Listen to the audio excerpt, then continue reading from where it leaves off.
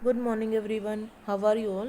I hope you're well and good at your places. So, we are going to start our new topic. The topic name is Economical Infrastructure. आपका आज का topic बेटा economic infrastructure. So let's start our topic.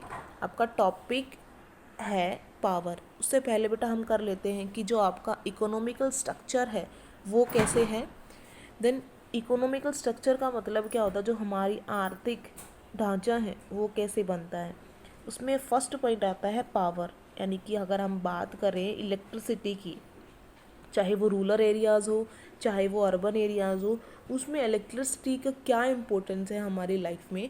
It refers to the energy that be, जब हम energy को collectively या collect करते हैं यूज़ टू ऑपरेट, बहुत सारी चीज़ों को ऑपरेट चलाने में, लागू करने में, मशीन, हाउस होल्ड अप्लाइंस एक्सेट्राज.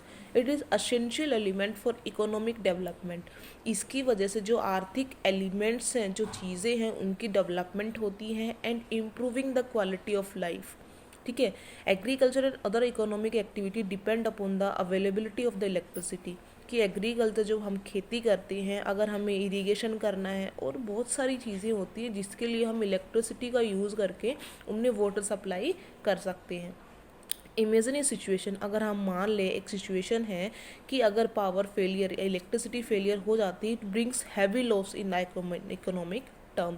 उसकी वजह से बहुत सारे काम हमारे ऐसे हैं जो पेंडिंग रह जाते हैं. सो development of the conventional and non conventional form of energy. Conventional and non conventional, जो गैर परंपरागत और परंपरागत हमारे सोर्स है एनर्जी के, for meeting the growing demand of reasonable cost in the responsibility of the government. Government की responsibility होती है कि जो हमारा पावर कट या हमारी इलेक्ट्रिसिटी होती है उसके लिए जो रीजनेबल कॉस्ट है वही हमसे प्रोवाइड की जाए. The ministry power is the primarily responsible for the development of electricity या electrical energy in our country. जो पावर है हमारी वो प्रिमिनल फर्स्ट सोर्स है, हमारी फर्स्ट प्रायोरिटी है, जिसकी वजह से विकास हो सकता है, चाहे वो इलेक्ट्रिसिटी का हो in our country. Second topic आता है बेटा आपका transport.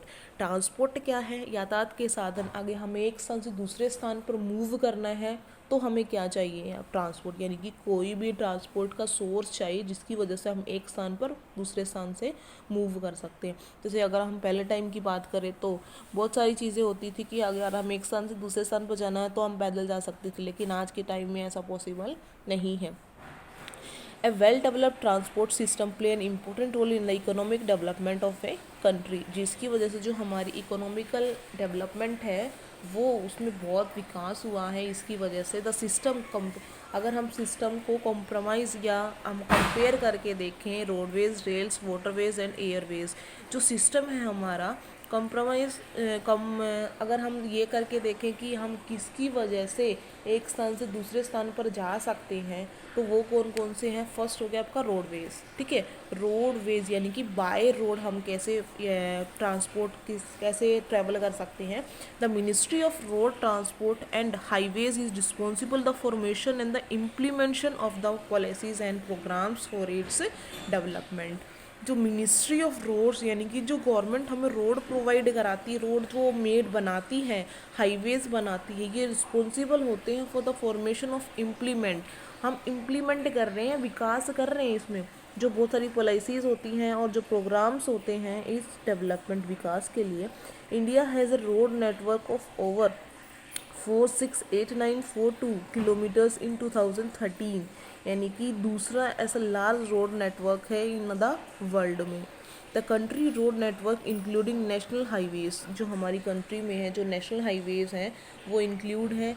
National highways, state highways and district roads and village roads, वो एक दूसरे से जुड़े हुए हैं, कनेक्ट हैं. सेकेंड टॉपिक आता है आपका रेलवेज, यानी कि जो हमारी रेल व्यवस्था है वो कैसी है.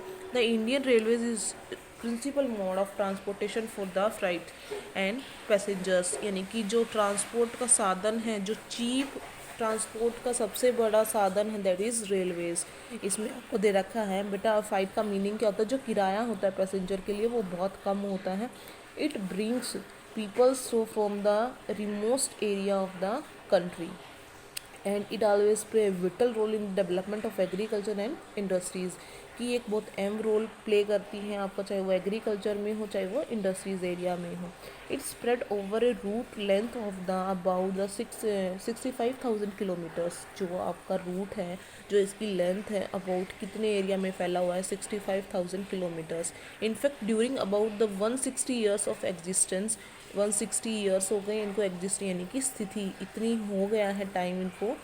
And it has a play vital role in the economical, industries and the social development of our country. देखो, हम जो इंडस्ट्रीज एरिया है हमारा और जो हमारी एग्रीकल्चर है, वो एक अहम रोल प्ले करती है रेलवे इसमें। कैसे? क्योंकि हम जो कच्चा माल होता है या जो हमारा भारी भारी चीज़ें होती हैं वो ट्रैवल करानी होती है उसके साथ हमें, तो हम रेलवेज़ के थ्रू इजीली अपने सामान को एक स्थान से दूसरे स्थान पर लेके जा सकते हैं। आपका थर्ड पॉइंट बेटा इसमें waterways. Shipping play sufficient role in the transport sector of economic India economic. अगर शिपिंग की बात देखें, अगर जो हमारे शिप में काम करते हैं या हमें शिपिंग के थ्रू, बंदरगाह के थ्रू अपना सामान एक स्थान से दूसरे स्थान पर पहुंचाना है, तो that is better to waterways. About 90% of country trade by the volume and the 70 in the terms of values is done by sea। अगर हम देखें जो व्यापार होता है वो मोस्टली 70% वो कहाँ से होता है आपका, सी के थ्रू, समुद्र के through. It has a largest merchant ship field along the developing countries. जो हमारी नाव होती हैं या हमारा जो शिप होता है उसकी वजह से डेवलपिंग कंट्री, हमारी कंट्री का विकास और ज़्यादा बढ़ रहा है। India has a 12 major ports that are the under the preview of the central government. अगर हम देखें इंडिया में 12 मेजर पोर्ट्स यानी कि ऐसी बंदरगाहें जिसके थ्रू सेंट्रल गवर्नमेंट अगर हम बात करें सेंट्रल गवर्नमेंट की, सेंट्रल गवर्नमेंट के अंदर 12 ऐसे मेजर पोर्ट्स हैं जिनकी वजह से हम अपना सामान या कोई भी चीज़ या कोई भी ट्रेड व्यापार कर सकते हैं। In the addition of they are the about 200 non major ports of under the jurisdiction of the respectively state government. जो आपके 12 नॉन मेजर पोर्ट्स आते हैं वो किसके अंडर आते हैं, आपके स्टेट गवर्नमेंट के। India has a development inland water transport system. कि जो इंडिया का इनलैंड डेवलपमेंट है, यानी कि जो इंडिया में अवेलेबल है वाटर ट्रांसपोर्ट सिस्टम, वो बहुत डेवलप हुआ है। It has about the 14,500 kilometre of the navigable water ways that comprise and rivers, canals and water lake एट्सेट्राज।